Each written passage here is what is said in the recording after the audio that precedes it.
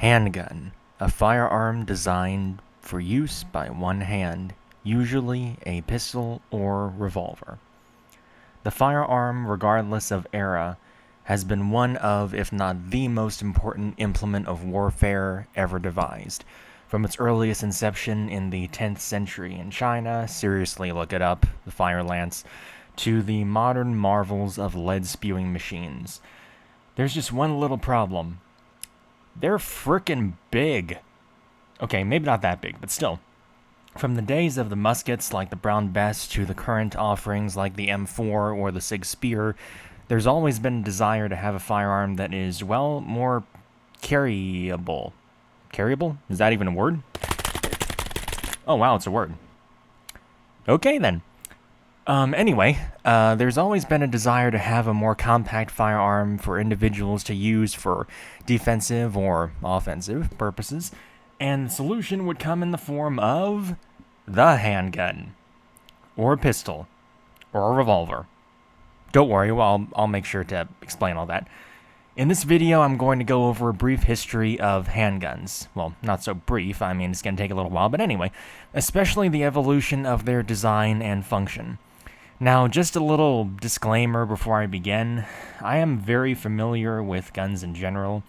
If you've seen any of my other videos, you'll know that I used to put out some educational content regarding firearms. You've never used or touched a 1911 in your life.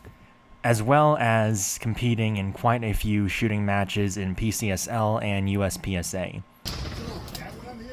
That's not too bad. I've also owned and shot a lot of handguns, and I mean a lot of handguns. That being said, I haven't shot every handgun in existence, nor do I own every handgun in existence.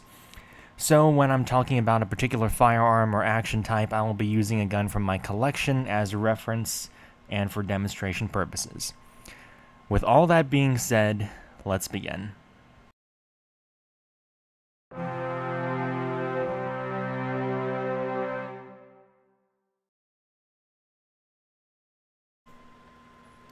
After the infant years of firearms development, aka when we were just strapping an iron pipe to a stick and then shooting a giant rock out of it, there was a mechanism called the wheel lock. Now, I'll admit I'm not as familiar with this type of action as I am the others we're going to talk about, but the wheel lock mechanism essentially used a spring-loaded striker mechanism thing, kind of similar to a modern-day lighter. When the hammer, or whatever you want to call this thing, falls, there would be a shower of sparks that would ignite some black powder, which would then ignite the powder in the barrel, which would then send a lead ball shooting down the barrel, and probably miss your target entirely. Yeah, that sucks. For one thing, it's smoothbore, meaning the barrel is literally just a tube. Also, the projectiles were all hand-cast, which meant that there was no consistency whatsoever, and that projectile would sometimes be bouncing around the bore when it exited. Not that good for accuracy. Oh, and they were still muzzle loaders, which meant that you would have to load it from the front by pouring the powder in, and then the bullet, blah, blah, blah. You've already seen a movie, I presume. As much as the wheel lock sucked, and it had some major reliability problems, one advantage it did have, which is very important to us today, was that it could be made fairly small and compact compared to the longer muskets of the day, which means someone could conceivably hold the gun with one hand. So a handgun. Dang, that pun sucked. Sorry. Anyway. So now we come to the Flintlock era. We still have muzzle loading, lead balls, black powder, most of that. However, there was a change in ignition. See, now we had a much simpler, more reliable method of igniting that darn black powder, the flint and frizzen. So instead of a clockwork nightmare that only a German engineer on crack could understand, the Flintlock just had a hammer or a cock holding a piece of flint or a rock that would strike this cover called a frizzen, creating a spark that would then ignite the powder, causing a chain reaction that would send the round toward the target and probably still miss it. Yeah, these things weren't the most accurate or quick to reload, but hey, we're getting somewhere, aren't we? Because next we had the percussion pistol. At first glance, you're probably thinking, that's just a flintlock. Well, no. And yes. But no. See, the biggest weakness of the flintlock was the powder in the frizzen wasn't 100% waterproof. And even if it didn't get wet, there was no guarantee your powder supply in your powder horn didn't. That's where the old saying comes from of keep your powder dry.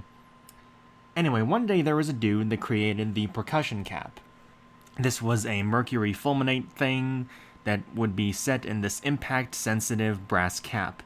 When it was struck by a hard object, like, I don't know, a steel hammer propelled by a spring, it would create a spark that would ignite the powder, blah blah blah, you know the drill. This single invention would pave the way for literally everything else in firearms and development that we're going to talk about from here on out. Don't worry, you'll see. Anyway, for this era, however, there doesn't seem to be a lot of change from the flintlock pistol to the percussion pistol. The percussion's more reliable, but other than that, they're still single-shot muzzle loaders with cripplingly bad reload times. So there was a need for a handgun that could fire multiple shots in rapid succession without immediately reloading. Enter Samuel Colt. While there were quite a few attempts to make repeating handguns prior to his model 1836 Colt Patterson Revolver, it was the first of its kind to show some serious promise. The few repeating firearms of the era were pepperbox designs like this one. They had multiple barrels, and they would be hand-rotated between shots. They were pretty neat, but they still had to be muzzle-loaded and manually rotated to each chamber. The innovation that Colt had was a handgun with a single barrel instead of multiple barrels with a revolving chamber instead. In addition, the cylinder would be rotated automatically upon cocking the hammer. While his 1836 Patterson revolver wasn't terribly successful, it would pave the way for all of his future designs that would not only be successful, but would change the remainder of handgun history. Colt's revolvers gave the user up to 6 shots of pure lead without the need to reload. In addition, the guns were built in such a way with interchangeable parts so that repairs were a lot easier than with previous firearms that were craftsman-made, and each one slightly different. However, as awesome as Colt's percussion revolvers were, they still had the inherent limitation of their designs, separate components. You still had to manually load each chamber with the powder and the ball before capping it off with a percussion cap. This basically meant that you better solve whatever the problem was with 6 shots, or hope that you did. While there were ways around this, like carrying a spare cylinder as Clint Eastwood did, it was far from practical. However, the next evolution in firearm technology would not only once again revolutionize the entire industry, but also form one of the greatest rivalries in firearm history.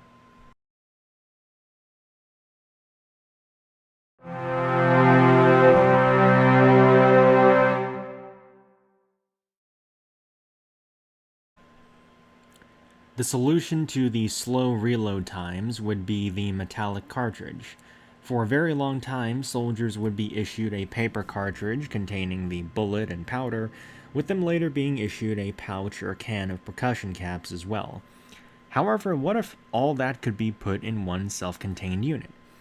While there were multiple attempts, some very successful, such as the Henry repeating rifle and the Spencer rifle, we are talking about handguns here.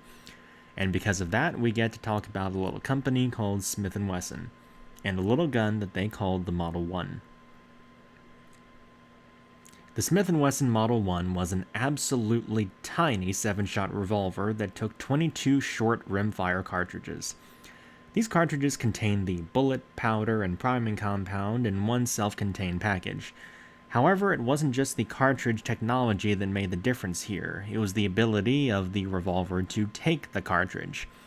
See, a guy named Rollin White had already a patent on a bored-through cylinder, And Smith & Wesson was willing to work with him, and through this patent they were able to secure a major early head start in the handgun cartridge market, while Samuel Colt was unwilling to pay Rollin White his royalties to use this new technology. Not the best move, Samuel. As a result, Smith & Wesson took off as a brand, with multiple designs that were quite successful, from the diminutive early 22 short rimfire to the 44 American and 45 Schofield centerfire cartridges. This is when you have a centralized primer for ignition instead of just spraying the compound around the rim of a case. Smith & Wesson was starting to take some market share away from the Colt empire, and Colt was beginning to notice. And this is where my personal showcase begins, because I happen to have a reproduction of a Smith & Wesson No. 3 Schofield. This is AU Birdie, this is chambered in 45 Colt, and it is a beautiful, beautiful behemoth of a hand cannon. As you can see, you have to half-cock the hammer, and then you break the action open. You can see that the extractor star slowly pops out to ping out the empty cartridges. This is a single-action revolver, which means you have to cock the hammer for each shot. The trigger will not do anything otherwise. I have some dummy rounds here, and I'm going to load all 6 just to show you. You can see how this would be exponentially faster in comparison to an old muzzle-loading revolver, such as the Colt 1851s or even the Colt Patterson or something like that. And then when you break the action open, all the rounds come flying out. Pretty awesome. I love this gun. In 1873, Rollin White's patent finally expired, and Colt immediately jumped at the chance to retake their market share from Smith & Wesson. They came out strong with the Colt single-action Army revolver, aka the Peacemaker, one of the most iconic handguns ever made. 6 bullets, more than enough to kill anything that moves. If you get that reference, you are awesome. I do not have a Colt single-action Army, but I do have a reproduction. This is a model 1873 by Pieta, and it's a pretty good copy of the Colt single-action Army. You see, in comparison to the Smith & Wesson, this one has a solid frame and a loading gate on the side, and so you have to insert a cartridge one at a time through the loading gate. This is a little bit slower than the Smith & Wesson, however, it does have the advantage of the frame being solid and therefore, in theory, a little bit stronger with hotter ammunition. This is also a single-action revolver, so the trigger does nothing until the hammer is cocked, and then you have to cock the hammer for each shot, and the cylinder rotates into position. To unload the revolver, open up the loading gate, half-cock the hammer, and you eject the empties one at a time through the ejector rod on the front of the barrel. Pretty slick gun, though. But the biggest advantage to the 1873 Colt was that it was adopted by the US military as their standard issue sidearm. This was a huge deal, as even though the Smith & Wesson Schofield was partially adopted by cavalrymen, it was not adopted in numbers nearly as high as the Colt was. As such, the Colt single-action Army became the most famous and recognized gun of the American Wild West, also known as the gun that won the West, and cemented itself into cinema, games, TV, and people's minds as a true American icon. But then the US government looked at the rest of the world and realized, wait a minute, we're actually way behind on all these gun advancements. You see, both the Schofield and the Colt single-action Army were, well, single-action. The trigger does nothing until the hammer is pulled, as we've discussed. However, by the time of the Colt's adoption, there were a lot of double-action revolvers available in Europe, and soon in the US as well, meaning that technically the Colt single-action Army was outdated the moment it left the factory. Wow, Daniel, way to go to ruin an American icon. Anyway, the US government looked at all these other countries around the world and realized everyone and their mother was adopting double-action revolvers. Many still had loading gates like the Colt, but they could fire faster due to their trigger mechanism, which I'll get to momentarily. Colt decided to try out the double-action mechanism for themselves a couple times. They had a few tries, like the Colt Thunderer and Colt Lightning, which suck. But eventually they would get a few things right with the Colt Model 1889, a 6-shot 38 caliber revolver with a double action trigger mechanism and a swing out cylinder. Okay, this is going to take some explanation. I do not have a Colt double-action revolver, so the Smith & Wesson Model 10 is going to be our stand-in to represent most double-action revolvers. This is a Model 10-5. It's in beautiful condition. It's one of my favorite revolvers, actually. This is a 6-shot 38 special double-action revolver, and it's indicative of most designs of this time. To open the cylinder, you push the latch on the side forward, and then you can just load in your 6 cartridges. This is significantly faster than a gate loader, maybe not quite as fast as a break open, but definitely more durable though. And you see here that you can indeed cock the hammer for a single action each time, or you can just pull the trigger and the hammer will automatically come back to detonate the cartridge. And when you're empty, open the cylinder, manually eject. As you can see, these revolvers are much faster than a gate-loading revolver and leagues faster than a Colt single-action Army in regards to the trigger pull. However, these early double-action revolvers had a few issues. The first was that the Colt mechanism was not very strong, as the cylinders would go out of time very easily. Going out of time refers to the cylinder not properly being aligned with the bore, causing lead to shave and potentially the gun to go boom, and not in the way that you want. The second was that the cartridge 38 Long Colt was somewhat wimpy. Okay, very wimpy. Like extremely wimpy. It wasn't quite up to par with the 45 caliber powerhouses of the past, and this would come to bite the U.S. troops big time during the Philippine insurrection, where the U.S. troops had to deal with Moro warriors doped up on a ton of drugs, to the point that even 6 well-placed hits would not prevent them from chopping you with a machete before they bled to death. It got so bad that the troops started using their old single-action revolvers again because they had more stopping power. And Colt would later come out with larger frame double-action revolvers chambered in 45 Colt during this period, and Smith & Wesson would soon follow up with a multitude of double-action designs, from 32 and 38 caliber brake tops to swing-out cylinder I frames and K frames like my Model 10 that I just showed, and the large N frames chambered in 44 Special and 45 Colt. Various nations would adopt double-action revolvers, such as the British Enfield and Webleys, the Italian Bodeo, and even a Japanese double-action revolver that I can't be bothered to remember the name of. Sorry, guys. I'm jumping around a bit, I know, but just understand that double-action revolvers were huge and taking the world by storm in the last quarter of the 19th century.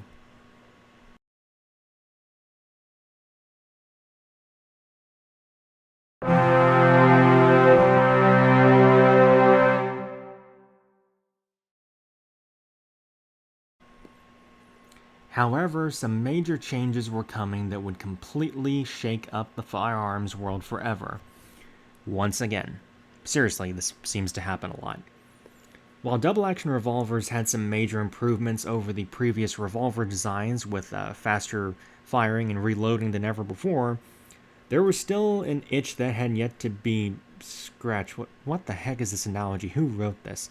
Anyway, see, no matter whether you had a gate loader, brake top, or swing out, revolvers still had an inherent limitation based on the diameter of their cylinder. 5 or 6 shots were most common, with an occasional 7 like the Russian Nagant revolver, and a few exceptions like the Lamat, but the majority of the high-capacity revolvers were almost always either A, small caliber, B, mechanically unreliable, or C, bulky. Seriously, look up 20-shot revolver and tell me you'd want to carry one of those things around all day. Even the Lamat revolver, and I love this thing in concept, is an absolute monster of a handgun and would probably throw your hip out after a while. Because of the inherent limitation of the cylinder diameter of revolver designs, several gun makers attempted to come up with a design that would not only have higher capacity but also faster reload speeds. With all the previously mentioned revolvers, you still had to insert rounds in one at a time, with speed loaders not becoming mainstream until the 1970s or 80s. One of the inherent limitations being the cylinder diameter itself. But some inventors thought, what if instead of trying to increase the diameter, or the cartridges in the cylinder, you eliminate the cylinder entirely? Some of them thought, what if instead of having a cylinder rotate to feed the next round, you just have one chamber that's reloaded over and over?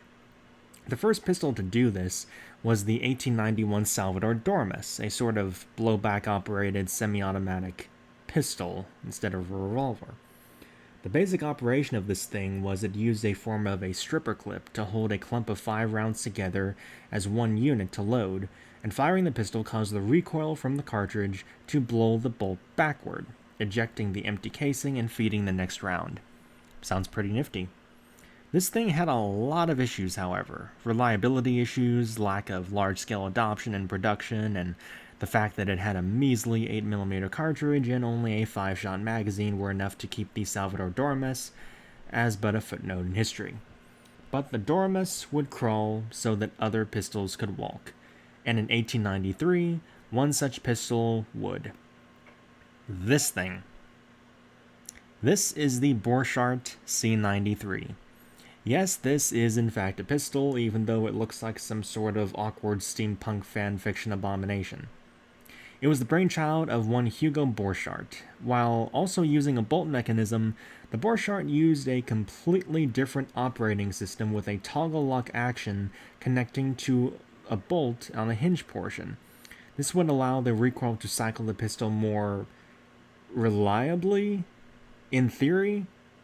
See, what's so odd about the Borchardt is that this technology had already been used before on the Maxim machine gun. Yeah, somebody thought it would be a good idea to put that mechanism in a pistol. Anyway, while the Borchardt was impressive, and it mostly worked, it had some major issues of its own. For one, look at this thing.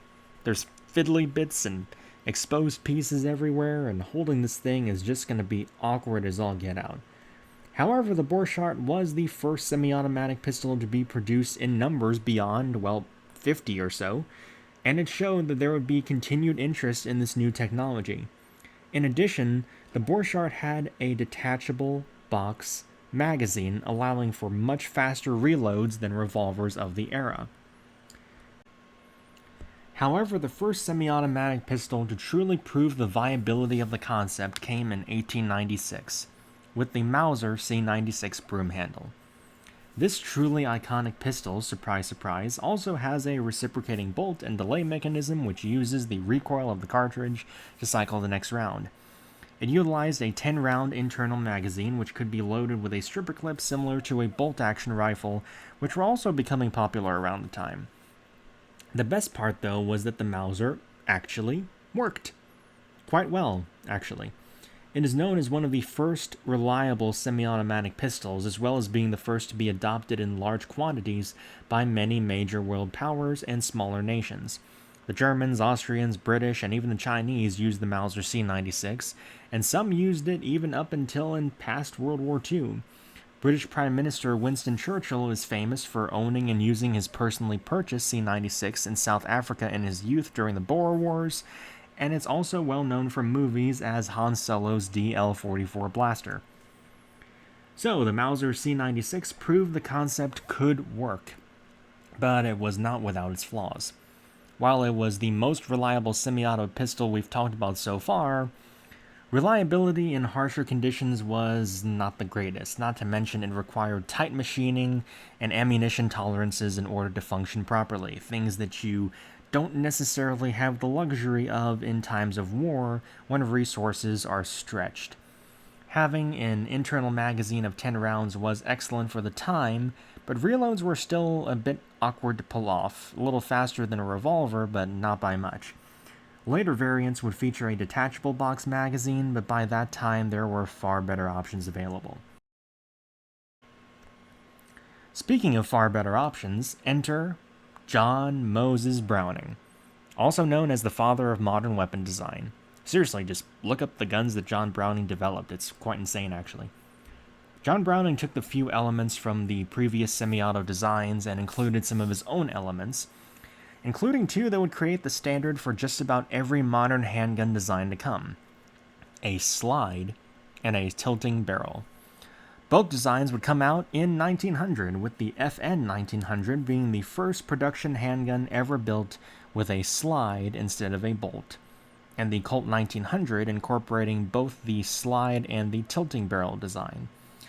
While not quite as iconic as, well, a gun we'll get to in a little bit, wink wink, the Colt 1900's locking mechanism did a lot for handgun design as a whole. See, prior to John Browning's design, guns like the previously mentioned C96 or Borchardt or even the P08 Luger all used some form of complex bolt design to contain the pressures of the cartridge. They were expensive, overcomplicated, fragile, and not very good for mass production reliability. John Browning looked at all those and went, well, why don't I just make it as simple as possible? And so he did. There, the slide goes back and forth and the barrel goes up and down, problem solved. And so the problem was solved. Now, the Colt 1900 has a barrel with two links front and back, and these links pivot when the handgun cycles, delaying the opening of the breech until pressures have dropped. Without this design, the breech would open a bit too early, almost guaranteeing the rupture of a cartridge casing and just a bad day for the shooter in general. Now, John Browning didn't exclusively stay to this system, however. He also designed a few simple blowback guns like the FN 1900, Colt 1903, FN 1903, and a few others. And these operate with a similar principle, except they have a fixed barrel that does not move or tilt. However, because of the lower pressure cartridge, like a 32 ACP or 380 ACP, combined with a heavier slide and heavier recoil spring, they are still able to be perfectly safe to fire and cycle reliably. John Browning's designs took the early 20th century by storm, with their strong and simple construction leading to superb reliability and durability virtually unseen in semi-autos up till this point. Numerous countries adopted his semi-auto pistols from FN and Colt, and he would repeatedly update and change the designs to improve them over the next few years, culminating in the most iconic handgun of all time, the 1911. So the US military was looking to adopt a new handgun to replace the previously mentioned very sad and very ineffective and very broken .38 long Colt revolvers. They decided the time was right to attempt to adopt a semi-automatic pistol. They wanted a hard-hitting, reliable .45 caliber pistol, which was quite a feat at that time. There were a number of contenders, with Savage entering a larger version of their model 1907 and Colt entering the latest of John Browning's slide-operated pistols, the Colt automatic pistol. If you're confused, it wouldn't get its more famous name until afterwards, but no spoilers, right? Both pistols went through an endurance test of 6,000 rounds. The Savage had 37 malfunctions, and the Colt had none. Victorious, the Colt automatic was redesignated as the Colt model of 1911 and was officially adopted as the US military standard issue sidearm from then until about 1985. If you watch my channel, you know that I am an absolute die-hard fan of the 1911, and I own quite a few. Quite a few. But I'm going to use this one to demonstrate how this icon functions.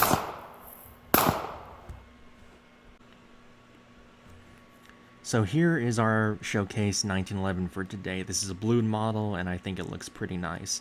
As you can see, this is a slide-operated semi-automatic pistol. It is single action only. The hammer is cocked when the slide is racked. It also has a manual safety. Single action only, so you pull the trigger. By itself, nothing happens until the hammer is cocked. You have a 7-shot magazine. I'm using an 8-shot magazine here. Rack the slide, put one in the chamber.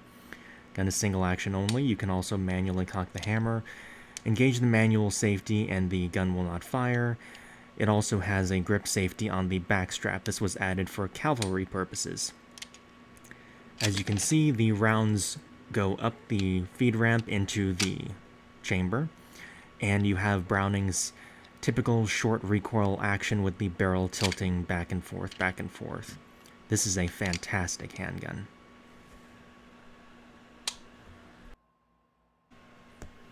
The 1911 was a massive success both with the US military and others, with several nations either adopting it, being inspired by it, or downright ripping off the mechanism or overall design, such as the Spanish Star Model A and B, the Norwegian Kongsberg Colt, the Tokarev TT-33, not to mention just about every pistol from here on out adopting the tilting barrel design. And don't worry, we'll be getting to those very soon. In the late 1920s and 1930s, pistol technology had yet another period of sudden innovation. As great as the 1911 was, and still is, diehard fan, it had a couple of drawbacks. The first was the single-action only mechanism, with not everyone being comfortable with having a cocked pistol at all times. Also, with long-term use, the 1911's firing pin spring could weaken, and with a heavy enough drop directly on the muzzle, the 1911 could potentially discharge if the firing pin goes forward due to inertia. While 1911s were not spontaneously going off uncommanded, looking at you, P320, the manual of arms wasn't ideal for every situation, especially with soldiers who were new to firearms. Soldiers could forget to take off the safety, and others would carry the pistol chambered with the hammer down, which is pretty risky because if your thumb slips off the hammer, then yeah, that could be bad.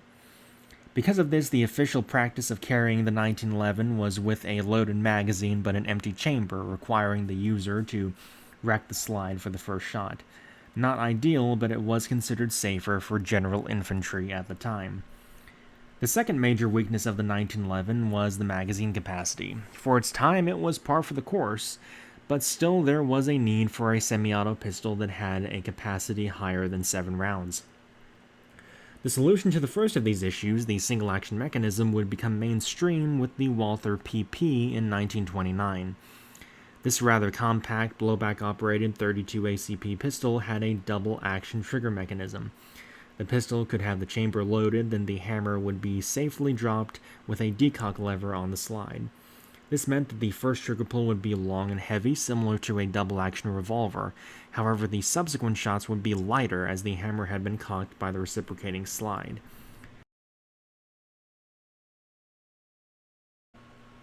I do not have a Walther PP or PPK, but I do have this Russian Makarov here, chambered in 380, and it's going to be our stand-in for an early example of a double-action, single-action pistol. As you can see, this is my Makarov here. We do have single action as well with the hammer cocked. However, we also have double action. Just pull the trigger and the pistol is able to discharge. This is also a slide operated pistol. However, you notice that the barrel does not move. And we also have our decock lever on the slide there. It also acts as a safety. So I'm going to put some dummy rounds in here, just to show the function of the handgun. You'll load the chamber, rack the slide, push the decock lever up, which also puts the handgun on safety. Take the safety off. First shot is double action, long and heavy. Subsequent shots are lighter and shorter. This is a fantastic action, and it was considered a bit safer than single action only designs of the era.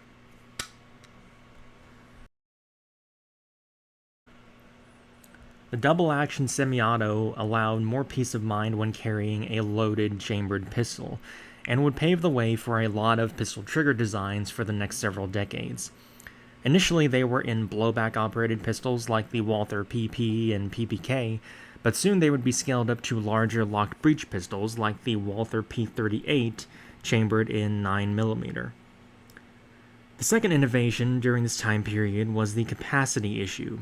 Most pistols had either 7 or 8 round magazines regardless of caliber. There were some oddities like the Savage 1907 with a 10-shot 32 ACP magazine, but most of them still had between 7 and 9 rounds. Enter John Moses Browning. Again. He was working on a new, modern service pistol, but unfortunately he passed away before the design was finished. The design was instead finalized in 1935 by his protege, Donisayev from FN, and the finished product was the Browning High Power. This is a single-action, semi-automatic pistol that is somewhat similar to a 1911, although with a completely different trigger mechanism. However, it did feature a few changes, namely a simplified version of Browning's tilting barrel mechanism, and also a capacity of 13 rounds of 9mm. This was due to a wider double-stacked magazine. The capacity advantage was a big deal, and a lot of countries would end up using the Browning high power through World War II until present day.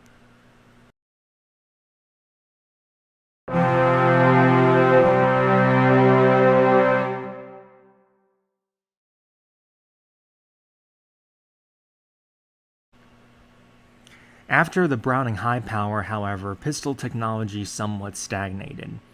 Most countries had some variant of a 1911 pattern pistol, or the Browning high power, or even the Walther P38, while others had straight blowback variants of the Walther PP design, such as the Russian Makarov.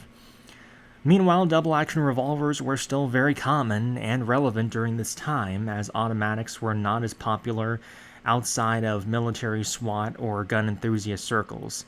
Virtually every United States police department during this era still issued .38 Special double-action revolvers. It wasn't until the 1970s that the semi-automatic pistol would make a huge comeback, with several companies combining the aspects of the previously successful designs into bigger and better pistols. The biggest trend of the 1970s and 1980s were pistols that combined the double-action mechanism of the Walther P38 and PPK with the double-stacked magazine of the Browning high power. This included the Smith & Wesson Model 59, the Beretta 92 FS, the SIG P226, CZ75, and many others developed during this time. While the capacity gap between revolvers and semi-autos wasn't all that big for the longest time, the 1970s and 80s is when things truly changed. Revolvers were being outgunned all the time by these so-called Wonder Nines, and changed the landscape of military, law enforcement, and civilian self-defense. I'm going to use my SIG 226 as an example of this era's double to single action double stacked pistols. As you can see, here's my 226, and it is a single action double action pistol just like the previous Makarov. However, one difference with the SIG is you have a frame-mounted decocker as opposed to a slide-operated one. You'll also notice the magazine is considerably wider than the magazines I've shown up till now. Insert the magazine, rack the slide, put one in the chamber, and decock the hammer. First shot is double action, long and heavy. Subsequent shots are shorter and significantly lighter. This action type was extremely common during the 1970s and 80s, and was the next step in handgun evolution.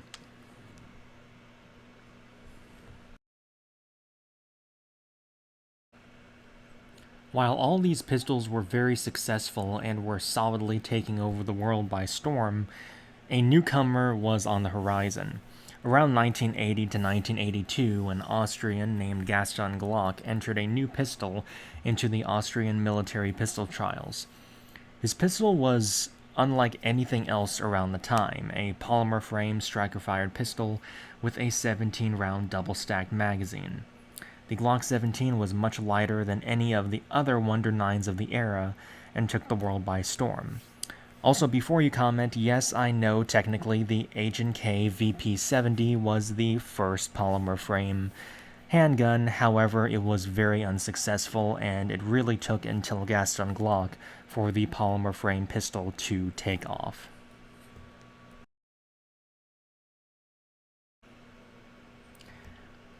I'm going to use my Glock Model 23 to demonstrate how a Glock functions. You're pretty much used to the drill so far.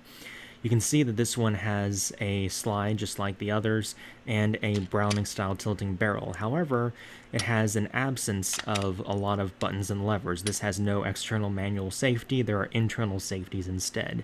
The operation of this handgun is you take your magazine, insert it in the grip, rack the slide, and that's it.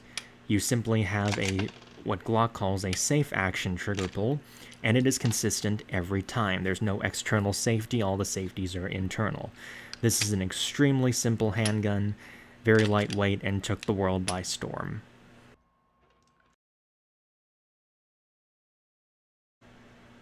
Compared to most of the pistols we've gone through so far, the Glock is a very, very simple design. There is simply a tab on the trigger that must be activated when the trigger is pulled to deactivate the internal firing pin block, which makes the pistol drop safe. When it comes to the trigger pull, the Glock has one consistent trigger pull rather than a double action first shot and subsequent single action shots. This makes the pistol simpler to operate but also simpler to manufacture. And due to the polymer frame, the Glock is significantly lighter than the previously mentioned SIGs, Berettas, or Smith & Wesson Model 59s or 5906s, which use either aluminum or steel frames. The Glock changed handgun design from this point onward. The lightweight, simple design, consistent trigger pull, and high capacity and steadfast reliability, we can just go on, made it a massive hit, with lots of police departments and militaries adopting it.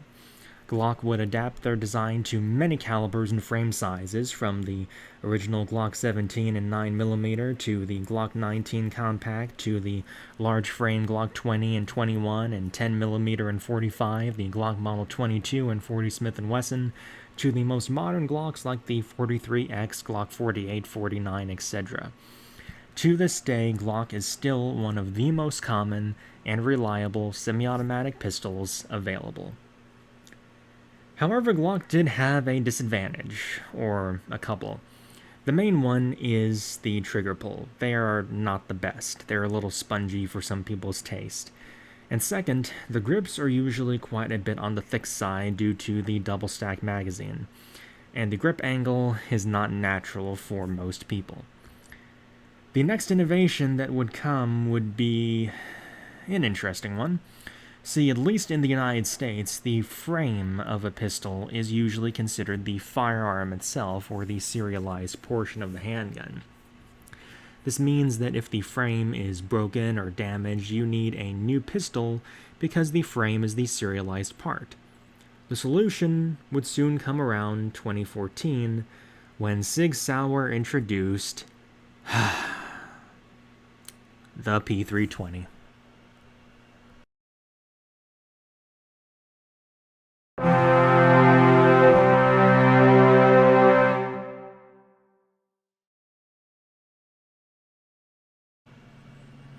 So, the P320, this divisive piece of hardware, I'm just going to call it that. So the P320 definitely took some inspiration from the Glock, as you can see, with a polymer frame and a stagger fire mechanism. However, the biggest difference, other than this one can go off on its own, is that SIG has an internal chassis system where the serialized part is the internals and not the frame. And I'm going to use my own personal P320 to showcase this.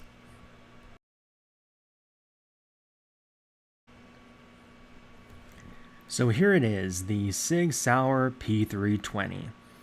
As you can see, it is somewhat similar to a Glock. You have a polymer frame, slide-operated tilting barrel pistol, kind of similar to a Glock, except no trigger dingus on the trigger, which is a little suspect.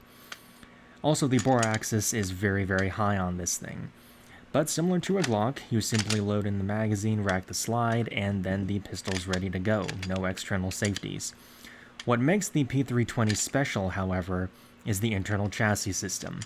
So I'm just going to take this gun apart real quick, and you'll see in just a moment it is a little bit tricky with this particular P320 to get the chassis out. It's kind of stuck. But once I get it out, you'll notice that the chassis system is the serialized part instead of the frame. The frame is just a empty shell, effectively, and therefore this chassis system is effectively the firearm itself. This means that you can buy one P320 chassis and insert it into multiple other different frames. For example, the previous one was a polymer frame. This one is one of SIG's tungsten frames. This is actually my competition pistol that I have used in a few matches. Once you put the FCU, or the fire control unit, back into this frame, I can attach a completely different upper. In this case, this is my competition upper. And you have essentially two completely different pistols. I'll give SIG this, it's a pretty cool concept. But we'll get into some of the issues with this handgun at a later date. So the P320 was a successful design sales-wise, with it being adopted by the US military as the M17 in 2017, with somewhat poor results. Look, the P320 has a very controversial reputation here on YouTube and in real life, and I hope to make a dedicated video about all of its many issues and controversies and mechanical failures, so if you'd like to see that video, please subscribe. It helps out the channel a lot. Shameless plug aside, another innovation that would become more mainstream during the 2010s to present day is the popularization of red dot optics on handguns. Iron sights work just fine for most people, but some people want a more clear sight picture that allows them to aim just on one single point instead of having to line up iron sights like a normal person. Enter the red dot sight, which is attached to a slide via mounting points and screws. As you can see, I have one on my competition P320 slide. I don't have a lot to say about these. They can be kind of helpful when it comes to target acquisition, especially if you're going fast. However, for practical carry, I don't really recommend them. I don't have a lot else to say about them. It's just that somebody was surely going to comment about them if I didn't talk about red dots, so there you go. Red dots. They're okay. So now we have lightweight, high-capacity, striker-fired pistols. What else could we possibly innovate on? Well, mainly the feel of the pistol and carryability. As I mentioned previously, double-stack magazines are thick, and thus the grips tend to be thick as well. For duty use, it's not a huge deal, but for everyday carry, however, it can be a very big problem. Most of this is because most people would rather carry a smaller handgun, like a single-stack 9mm pistol, rather than a double-stack Glock 17. It's just too bulky. However, in 2017, Sig Sauer also came out with another pistol called the P365. And this pistol had another major innovation, the slimline magazine.